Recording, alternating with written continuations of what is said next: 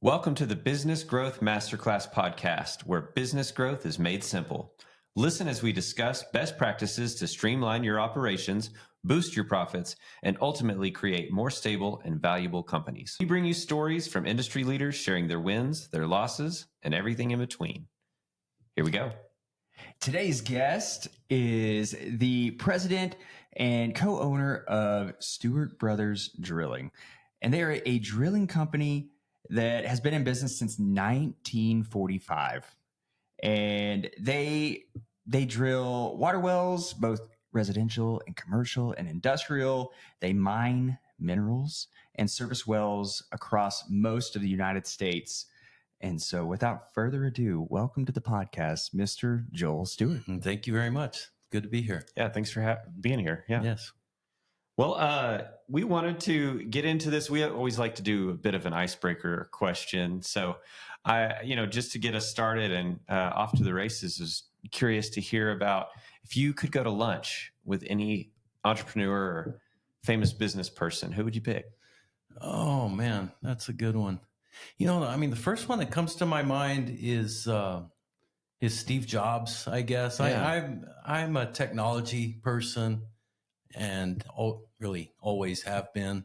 When I start thinking about some of these things, it makes me feel old. But like I used the internet way back when, before it was like, real popular, I guess. Yeah. Used it like with a dial-up modem and stuff like that, which you guys may not know what I'm talking about. I remember that sound. Okay, yeah, it made a sound. But no, I think of him just because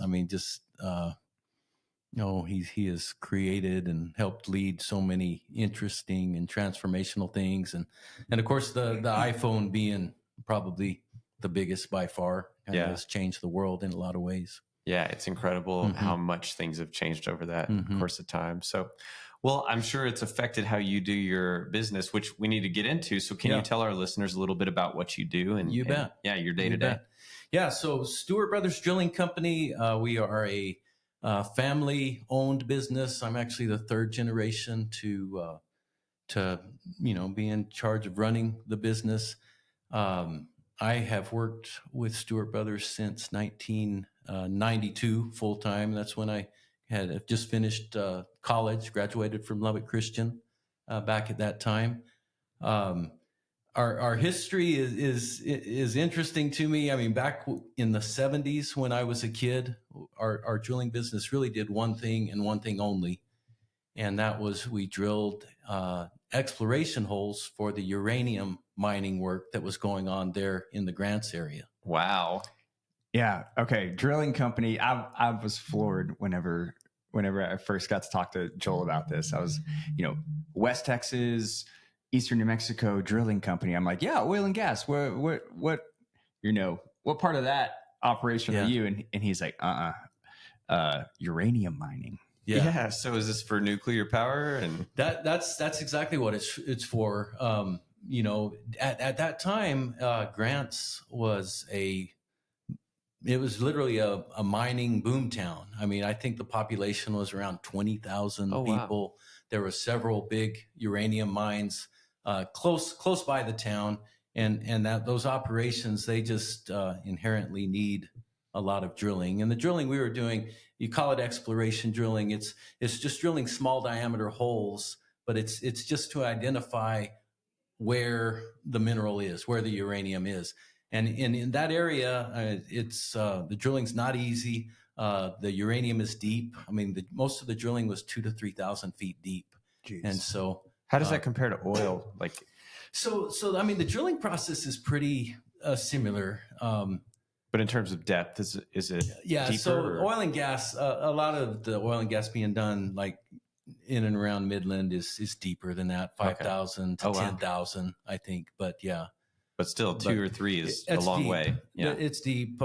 Drilling is it's challenging. There's just a lot of things that can go wrong. There's a lot of things that do go wrong, and and I've learned, you got to have the right equipment, but more than anything, you need people that know how to do it properly, know what to look for.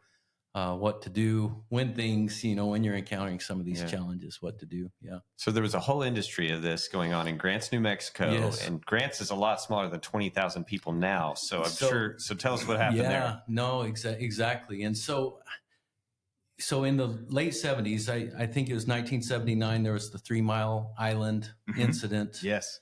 I think also around that time, the United States realized, and it's some political stuff, but realized that the United States had produced more uranium than what they really needed. And so the supply demand issue, I mean, it literally just brought it to a halt. I mean, and the mines started scaling back, they started closing. And over just, a few years time, the mines were like not operating. They were shut down. People started moving out and away, unfortunately. Our business, we had to start changing too as well. So in most of the 70s, my grandfather was running the business, my grandfather and his brother. And of course, my dad was working with them as well at that time. But with the change in the uranium mining stuff, our business went, at the height of it, we had over 200 people working, and we had like 22 rigs running out there drilling for uranium. Jeez, that's a lot. Yeah. But so when this change started happening, we started looking for work elsewhere. But we literally, the company had, I think 3 auctions over a period of time, and kind of, liquidated some equipment, sized down. And also late in the 70s, then there was a transition where my dad ended up being in charge of the business. But he really took over at a difficult time where it was like, we're going to have to find something new and different to do. And he took over at a time where I think he started out with like maybe 2 or 3 rigs only. And so we went from this real big company to he was kind of running this smaller company. And then you guys pivoted from uranium to other areas of drilling, right? Exactly. And so really, we first did some other uranium work just in other locations. We did some in in Wyoming. Jeffrey City, Wyoming was a area where we did quite a bit of work.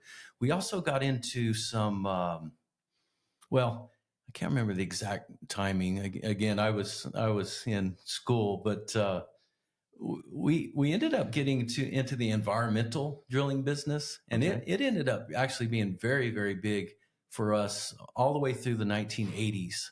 And so that work was more, everything we do, we drill a hole, but it was drilling a hole to install a monitor well, or we're drilling holes to investigate the soil. And it's usually some problem exists, whether it's a contaminant or something.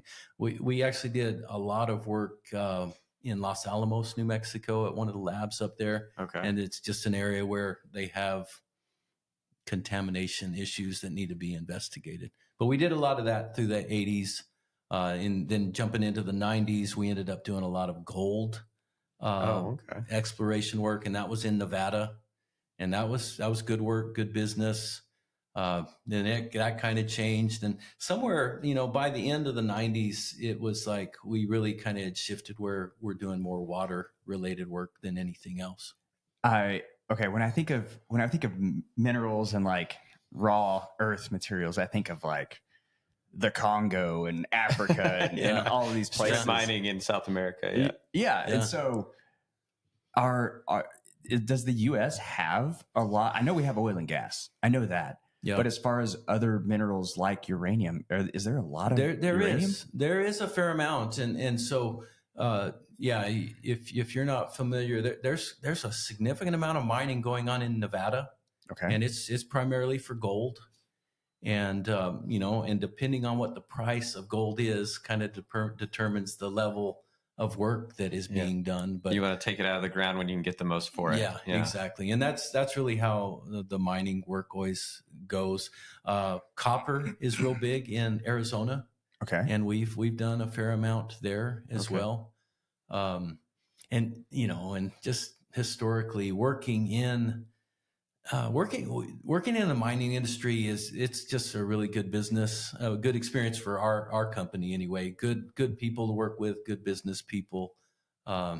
but it is a little cyclical too, just the same way oil and gas can be, and it's dependent on the price of the mineral. Where if it's up, there's a lot of work going on. If it's down, they put the brakes on and don't do drilling and stuff like that. But yeah, and so similar to oil and gas, you being the drilling company, you are basically a vendor, contract labor for this company that is going to pull that owns the rights, yes, and is going to pull those materials out of the ground, yes, and then process that or sell to some manufacturer. Right. But you guys are a service provider in that. That's exactly right. Yeah, we're a drilling contractor. We own and operate the equipment. Gotcha. We drill exactly where they tell us to drill. We drill how deep they tell us to drill, and stuff like that. So yeah, and so just going a little further on the mining work. And you and I talked about this previously, but there's opportunity it's literally coming full circle somewhat. There's uranium opportunities that we're seeing now that really we haven't seen since, the late 70s, early 80s. Wow. But it's like currently we have a rig working in South Texas drilling for a uranium mining company. We're doing exploration work just like what we were doing back when I was a kid in Grants. We're doing that same kind of work, but there's increased demand for uranium, and it's connected to a few things. But these data centers that the big tech companies are building, they need a tremendous amount of energy and power, and I think there's a lot of momentum headed for those where those may ultimately be powered by nuclear energy at some point. I think there's a lot more political will for that than there was. I mean, in the last 5 years, I've heard a lot more conversations around nuclear power than I've heard in my lifetime. Yes. And so that's exciting. And I think there's a lot of good things to see from that. I am fascinated by that. Even like Bill Gates is trying to fire up a previously running nuclear power plant to run a data center. It's one of the ones from 3 Mile Island, in fact, which is wild. Yes. And then Bezos is building his own. Yes. Several sites. One thing we talked about when we went to lunch the other day was what the mining process, how that has changed over the years from, and describe that from dropping in a mine shaft to what you do today. Great question. This work. So the mining that's being done in South Texas that we're involved with, it's quite a bit different than the mining that was done in Grants, back in the 70s. So this mining now is called in situ, which just means in place mining. But it's done just by drilling and installing wells. And so these wells are, first you drill exploration holes to know exactly where the uranium is. But then from there, they know, okay, well, the uranium may exist from like 670 to 680. And then they have you install a well that takes that into account, where the uranium's located. And then, and I don't know the exact process, but they do some kind of injection where they put chemicals down into, I don't know if it's chemicals, but it's something that interacts with uranium in the ground, liquefies it, and they pump it up and out, capture it, process it, and then convert it back somehow, and then sell it to whoever needs it. Yeah. And that's as opposed to the 70s, where think of like Derek Zoolander going down a mine shaft with his pickaxe. I've got the black lung. But that's true. That's what it was historically, was like the super labor intensive, really dangerous, dropping a mine shaft in, to now there is some kind of, chemical process where you're pumping it out. It's a pipeline. So with that and a lot of the things you're saying, what I keep hearing is all the changes that have happened in this industry and with you guys, with your business. I mean, Grants, New Mexico, going from a boomtown of uranium to drying up completely, having a contract that, sell off assets in the business, change your business model, even as you stay in mining, the practices are different. There's seasonality, and right. we're going to mine now because the price is up versus later we won't. So as people in other areas of business and they listen to this podcast, one of the big areas that people are terrified of, I think, right now is what AI is going to do and in their business. And I'm not asking you to speak to what AI is going to do, but do you think that you and I know it was your dad that was running the business when a lot of this change happened in the 80s. What do you think the mindset you guys have how do you think your mindset has been beneficial to you? Do you feel like you guys have a way of rolling with the punches or adapting to change that has helped you where other business that have maybe been in your industry have failed? No, so totally. And that's one thing I have learned, and I've seen our business change and evolve over the years. And it's really based on what the market is doing, what the opportunities are that present themselves. I think back to, when my dad took over the business, I mean, they started very small, just 2 or 3 rigs, maybe, I don't know, 20 people working or whatever. But then other opportunities came up and it's like, okay, well, we have these other drill rigs we're not using, and we still do that very thing today. I've been in charge of our business since 2016, and even from that period, it wasn't that long ago, but we've seen some of those changes. I want to say 28.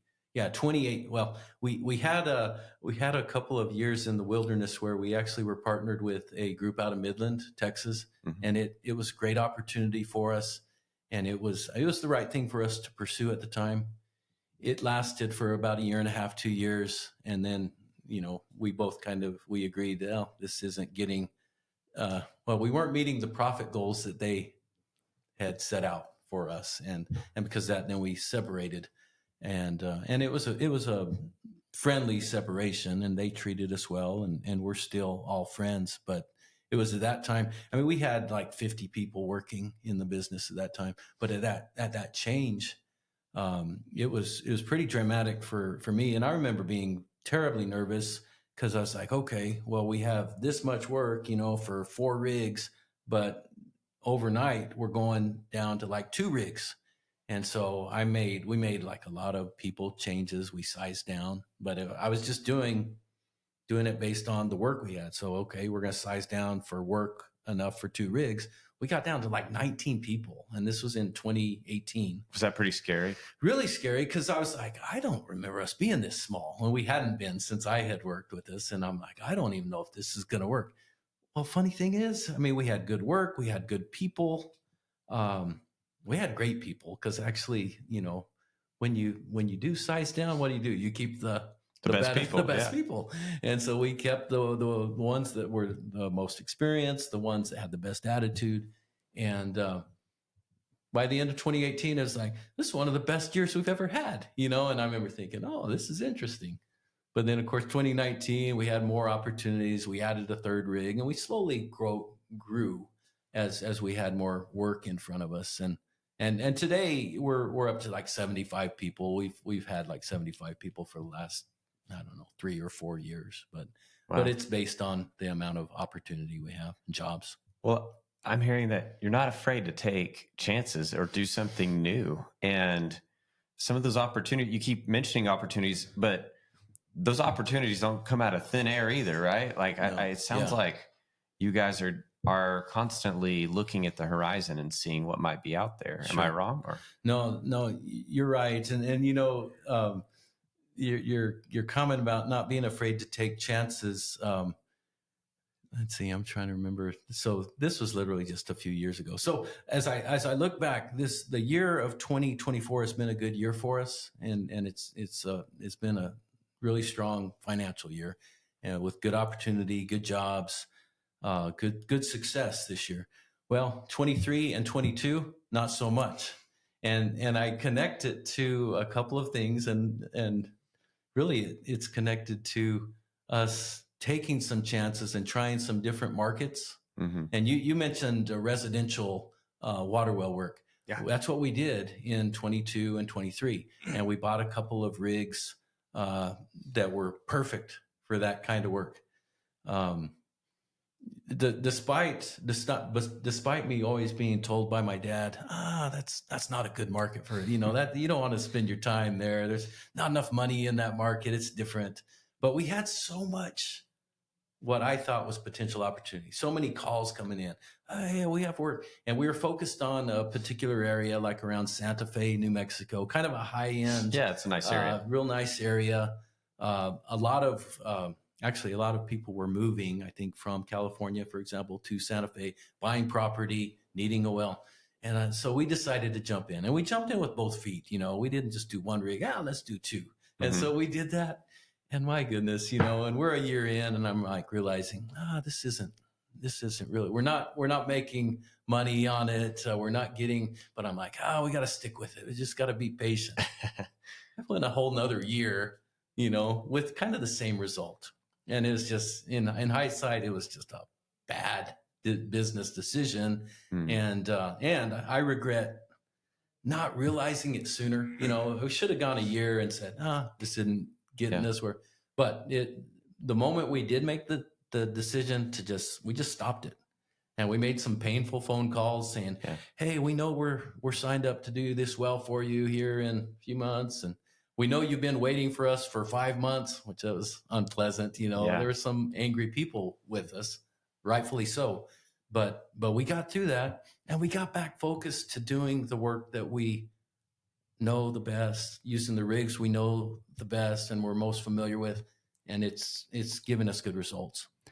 What would you say, distill down the lesson from that? What would you say you learned from that loss? And I'll say this. The main thing I learned is the importance of having good financial information that's current and update, and to help me make the right decision. So I didn't have that as well as I do now, for example. Because that's the main thing. Because and if I had that, I probably would have made the decision sooner. The other side of it, as far as it looked like a good opportunity, there's no way for me. Well, I feel like there's no way for me to know had we not tried. Yeah. And, and a lot of things you don't know until you try. That's true. That's one of those business owner things that I feel like doesn't get enough attention is, we've said this on a lot of episodes, but not everybody's thriving right now. In fact, a lot of people are struggling. Sure. This is a difficult season, which happens macroeconomically in cycles. Like, it's just another one of those. Right. And so a lot of people are hurting right now. And really that puts pressure on businesses and business owners to try new things. Sure. What we've always done isn't working right now. And it's okay to try stuff. Right. It's okay to fail. And, to your point, the lesson to learn is fail fast, learn fast. Yes. Realize, when it's broken and no longer capable of serving the business. Right. And then pivot. But that's good on you to be able to share that, hey, as a business owner, you're not going to bat 1,000. Yeah. Like, you're going to strike out a lot. No. Well, and another I heard in your takeaway was being, getting the best data in front of you that you can. It's never going to be perfect, but, we work with a lot of business owners that are thinking about trying this new venture. And it's like, okay, how did you put those numbers together in your pro forma? How good is that forecast? Because, right.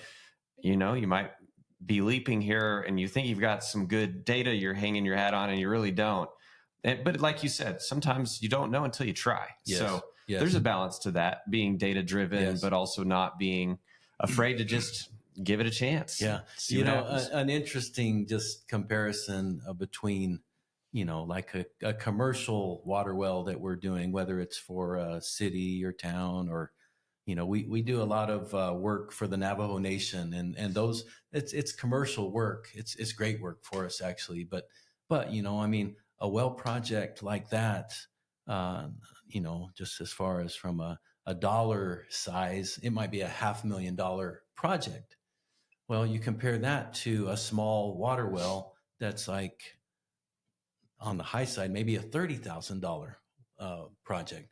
Well, you go do this commercial work for the Navajo Nation, and you have some contract provisions and some protections while you're drilling that hole, because there's things that can go wrong that are outside of your control. Well, that contract has some protections that help pay us if these things are encountered. On that residential thing, you can't go back to your customer and say, "Hey, we lost circulation on this, and it took 4 more days than we thought. It's going to cost." They're expecting to pay 30,000, and that's one of the things too I learned is like, we'd rather be doing this work, and we're more experienced at it too, and it's just our operations set up for it better. Yeah. All right. Well, y'all have been in business since 1945, and you've shared some licks you've taken along the way. Yeah. What's maybe one of the bigger wins that you've been a part of that you can kind of share a story around that? Well, I think what we're doing right now is, it's encouraging. We day to day running a business, there's just different problems and challenges that pop up, and some of which you never anticipate or expect. But I'm really thankful and proud of what we've got going right now. We're running 3 rigs that run 24/7. And so those rigs require a lot of people, a lot of resources. We've got a couple of smaller rigs running just days only, and we've got a couple of pump rigs as well. But the thing I'm most thankful for, and the thing I think is helping us succeed more than anything, is just having the right people leading those projects. And so the leaders on most of those jobs are people that have been with us a long time. And so I'm proud of the fact that we're having more consistent success, and it's, in turn resulting in better financial success, which is tremendously important. In the drilling business, everything we're doing is using equipment, trucks, rigs, generators, backhoes, forklifts. Everything we're doing is using equipment that is wearing out when we're using it. Pickups, we've got to be making good margin because we've got to have money to put back into the business, to buy more trucks, buy more pickups. And when we do that, then we have the resources we need. But to better answer your question, I think, just like most businesses too, a lot of our success is connected to the relationships we have with our customers, with the people that need the work. And I may have told you this previously, but for the commercial work, for the municipal work, I don't really know the people running the towns or the cities or municipalities. My customer is the consultant, which is either the geologist or the hydrogeologist, and they're really the ones that have the relationships with the different entities. But I feel like they end up being my customer more, and they're the ones I try to develop relationships with, because when these projects come up, they're the ones designing the specifications for them. They're the ones telling the city or town, "Hey, we recommend these 4 or 5 drillers for this project." And so most of the times we're on that list because I have good relationship. Yeah. So what's your favorite part of what you do day to day? Man, the thing that is interesting about I think about the drilling business is the fact that we're moving all over the place. Granted, we mainly work in New Mexico and Arizona, but it rarely is boring or the same thing over and over and over. And I think some of it is because we are always moving to a new location, moving to a new job. And I've talked to, some of the guys that are working in the business too. That's one thing they like about it, that it never gets just real boring or routine. It's not the same thing over and over and over and over. The guys working in South Texas, they may feel different for the fact that is going to be the same thing for an extended period. But a cool thing is we've got some of our people on that job live down there. And so they're not having to travel back and forth, where most of our other people, they live in the Grants area. And so we're transporting them to the job. We usually stay in hotels while we're doing the jobs, and then we transport them back home for days off and stuff like that. You live in Lubbock. I live in Lubbock, yes. And most, a lot of the operations are in the Grants area and the Arizona area. So how do you lead your team well from Lubbock? Yeah. And so we're connected mainly by technology. Mm-hmm. I mean, we've done this for years, but we do a simple during the week, Monday through Friday, have a daily just a daily check-in call with the leaders of the business. I think there's 7 or 8 of us on the call.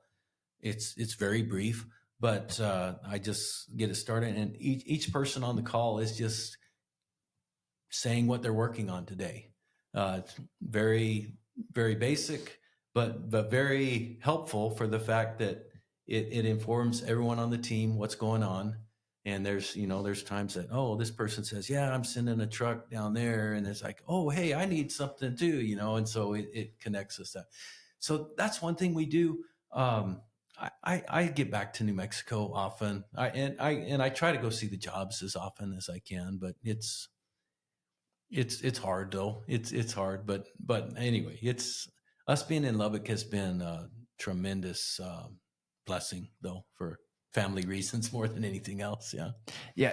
That's one of the tried and true methods of small businesses, that daily, we call it a stand-up meeting, but it's just that daily check-in that, seems so benign and boring and not that important, but you articulated it well. It's an opportunity to communicate what's going on, right? What is going right, what's going wrong, what people need help with. Right. And then the little thing, your people just want to be seen and heard. Yes. And understood. And I mean, that's amazing that is such an ingrained rhythm in your business to do that every single day. Right. Yeah. Because finish what you're saying. People like to be seen and heard. Yeah. I was going to say, I liked what you said. You said, it's nothing fancy. I think a lot of business owners need to hear that, because those meetings, they don't have to, you don't have to solve all your problems at once or anything. Mm-hmm. It's just the rhythm of checking in on a regular basis really does something for business. And we've seen that over and over. Yeah. Yeah. And I'm thankful for the people I have there in Grants, especially the leaders that are there in the office, in the shop every day. And they're people that I depend on. They're people that I trust, and they look after some things that, I would probably be looking after if I was there every day, or which I used to be when I lived there, obviously, but I live here now. Yeah. Cool. I can't stop thinking about this, and then we can go to the future, but I want to go to the past for a second. I can't stop thinking about 1945 uranium mining. I'm like, okay, World War II. Nuclear atom bomb at the time. Yeah. What was the origin story? What was from the beginning? Was it uranium? No, it wasn't. It was blast holes for. So it was actually, I think, in Midland, Texas. And again, it's obviously before my time. But my grandfather was a World War II veteran, actually. Okay. But he was. Hard charging leader, get it done, succeed at everything he did. Just really, really sharp. And my dad tells the story about, when Hardy was running in the business in the mining days, that, Hardy had the knowledge about accounting. And so, but he could go run the rig too. He is doing all these things. And I'm like, he's doing things like where we don't do it that way anymore. Yeah. He could do all these things, but they started doing other kinds of drilling, and then it was a situation where they were doing some kind of blast hole drilling. I can't even remember what it was for. Something with, I want to say, with a logging business or something. I can't remember, but the opportunity, they heard about stuff happening in New Mexico for uranium. And it started by taking one rig, and one rig led to 2 to 3. And then before we knew it, several years later, 22 rigs work in the area. And it was big business. Yeah. Big opportunity. Wow. So your grandfather, Yeah. Hardy, Yeah. started with blast holes. Yeah. Is that like with dynamite? Yeah, I think drilling holes, and then they put dynamite down in it. Oh, that's amazing. That. Yeah, so I think it's for this kind of mining. That's one way to mine. You drill holes and then put dynamite in the holes, and then they blow it up, and it's like mines the ground. Yeah. You painting quite the picture of the Marvel man. It's making me think of that movie There Will Be Blood. Hardy's like the Daniel Plainview in that movie with his son, going down to that area. Well, all right. So I'm curious to know, what are you most excited about for the future of your business? Yeah. Well, I feel like the opportunities in the water well market are very bright. I especially feel that way in we do a lot in Arizona, and I think of the Phoenix market, which is huge, and of course that's an area that's growing outward.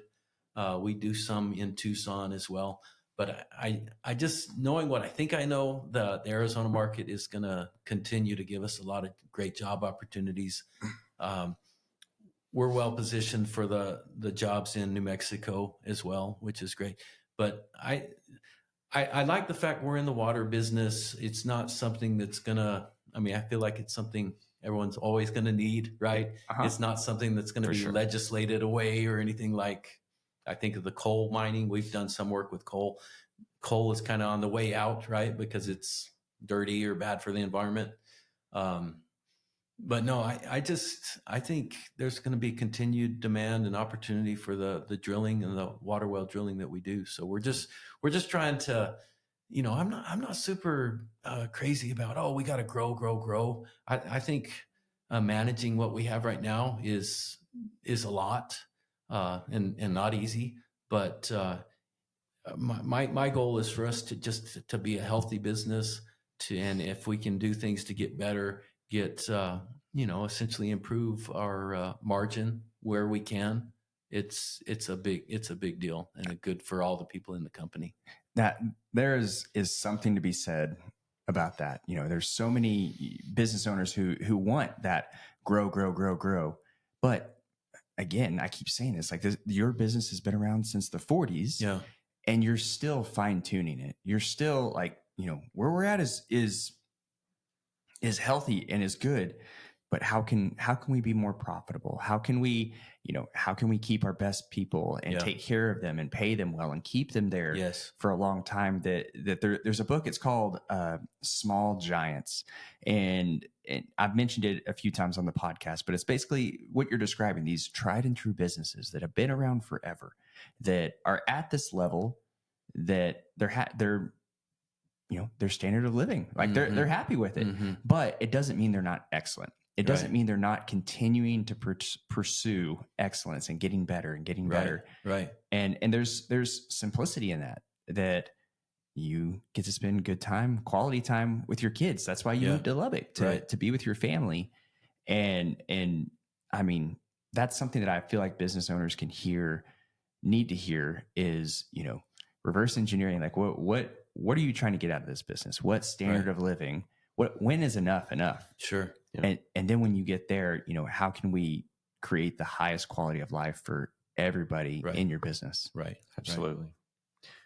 Well, I think you're in the right industry. Apparently the guys that predicted the 2008 recession, which is a long time ago, but at the time they said the thing that they wanted to get into was water. So I don't know what that means, but you're at least within striking distance of whatever they were thinking of. All right. I think it's time for a fire round. Let's do it. Okay. All right, Joel. What's your favorite movie? So favorite movie, so the movie that comes to mind is a movie called Backdraft. Yeah. Are you familiar with it? This is the first rated R movie my parents let me watch when I was a kid. I didn't know it was rated R, but yeah, I guess as I think about it. So there's a scene in that movie, and it's so funny. We talked about this before the interview.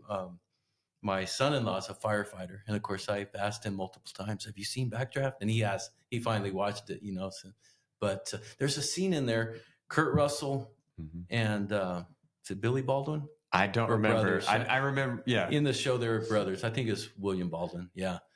They're brothers. Kurt Russell's higher up in the organization. Billy Baldwin's like the new firefighter trying to learn the ropes, and he makes some poor choices along the way, but they're at this fireman's ball or dance or something. And Kurt Russell's dancing with his wife, and this coworker of Kurt Russell says, "Hey, how about your stupid brother saving a mannequin?" And that's what it was. He on his first fire calls, Billy Baldwin saves a mannequin, brings it out, and then they realize, oh, it's a mannequin. And he says, "How about your stupid brother saving the mannequin?" And Kurt Russell just looks over at him, puts his hand on the guy's head, and punches him out, And the guy's on the ground, what? He's like shocked, but Kurt is like, "Got anything else to say about my brother?" And it's kind of a weird story, but I love. I have a brother 2 years older than me. We're super close, but I love that scene because it kind of shows what Kurt is willing to do for his brother, despite the dysfunction between them and all that. And I also think about, the friends I have, I do anything for them. The friends I have, guess what? They do anything for me. And so that's one of the reasons I like that movie. Don't say anything bad about Joel's brother. Yeah, don't talk about my brother. Take away. This could get ugly. All right, so his favorite movie is Rated R, which I'm going to let the LCU Board of Trustees know that one. Yeah, we're going to have to edit this out. Okay, aside from the Bible, what is your favorite? What is your favorite book? Okay, so I'm not a book guy. Okay, but I was going to say the Bible. I'm kidding. No, so I'm a music is my love and hobby on a lot of different fronts. And so I'm going to give you my favorite album. Okay. Go ahead. which and I think about these things and I'm like, oh, these things make me look old or feel old. But there's a band from previous time, Pink Floyd, that I just love. Heard of them. And their album, it's a concept album called The Wall. My favorite album of all time. It's a great one. And if you don't know it, it's worth listening to. Yeah. Definitely familiar with it, but I don't know about Albert. Maybe he needs to check it out. I've heard of that one. All right. What's a piece of advice that's common in your industry that you may not necessarily agree with? I don't know of anything specific as far as advice, but one thing I think of is, and I see this often when I'm around industry people or other people that are running a business or a drilling business. I got to go to a groundwater conference in Las Vegas last week. It's a big national annual convention, and it's fun. You get to see other people doing the same things we're doing. Some bigger companies, some smaller companies, but it's common that I run into people that say they talk about, I can't find people. I just can't find good people, and I get the struggle, but when I hear people say that, I feel like you've given up. Well, you got to figure it out, and so that's where I'm like, well, yeah, we struggle finding good quality people, but guess what? We got to keep trying. We're going to need those people, and so I'm just like, I'm not agreeing with, there's no people. There's not good people to hire out there, because there is. We just got to look harder and keep looking until we find them. Absolutely. I mean, that's the job of the business owner. Is to build the business with people that can run it better than you. Exactly. And we've talked to business owners that have told us they're always recruiting. It's like you never know when you're being recruited by some of these business owners, because they're just always looking for great people. And I think that's a good mindset to have. Yes. If you're the kind of person who needs to hire at whatever level, just always being on the lookout for that. Yeah, for sure. But before last question, I did want to, you're new on the LCU Board of Trustees. Yes. And so I just wanted to thank you for getting involved at LCU. You know, you moving back to Lubbock to be closer to your kids. You know, your son Keegan is obviously very involved at LCU, and is such a talent. But man, I'm so glad you're here. I'm so glad you're plugged into LCU and the mission that they have. Yeah. It's an important one. You know, we need to make some disciples and equip kids to go out into the world and do that. LCU is tremendous. You know, it provided so many good things for me, for my wife, you know, and I met her there, obviously. And all three of our kids graduated from LCU. They got a very positive experience being there as well, similar to like what we did. And I'm just so thankful for that. And I'm happy to see that it's continued to bless lives the same way it blessed ours when we were students there. And so, you know, getting an opportunity to be involved with the board at LCU is something I'm looking forward to, and looking forward to working with you more and getting to know you better. But yeah, there's good things going on at LCU, which is awesome. And just I'm hoping I can contribute in some way. I appreciate you. And last question is, how can people get in touch with you? You know, if people want to do business with you, if people want to learn more about what you're up to and what your business is doing, how can people get a hold of you? Yeah, so our website's stewartbrothers.com. And other than that, I mean, my cell phone's always on. Our business runs all the time, and my phone's always available. But I mean, my email is joel@stewartbrothers.com. And so that'd probably be the best way to get me. Okay. Awesome. Well, man, thank you so much. Thank you guys for being our guest. Yeah, we've really enjoyed it. I enjoyed it. Thank you. All right. If you got something out of that podcast, if you learned something that you can take home and improve your business, keep coming back for more. Go ahead and click subscribe. Help us share the podcast. Give us a 5-star review. Let more people know about our podcast. And if you are a business owner, a business leader who feels stuck in your business, you feel stuck in your business that you can't work on your business, go to our website at stagcoaching.com. In the upper right-hand corner, you can book a free consultation. And in our free consultation, we can give you a current valuation for your business or help you diagnose what's going on with your business and the next steps you can take to take it down the road. I appreciate it. Kellen? Yep. Thank you as always. That was a great one. We enjoyed this podcast a ton. So great time with Joel. All right. We'll see you on the next one.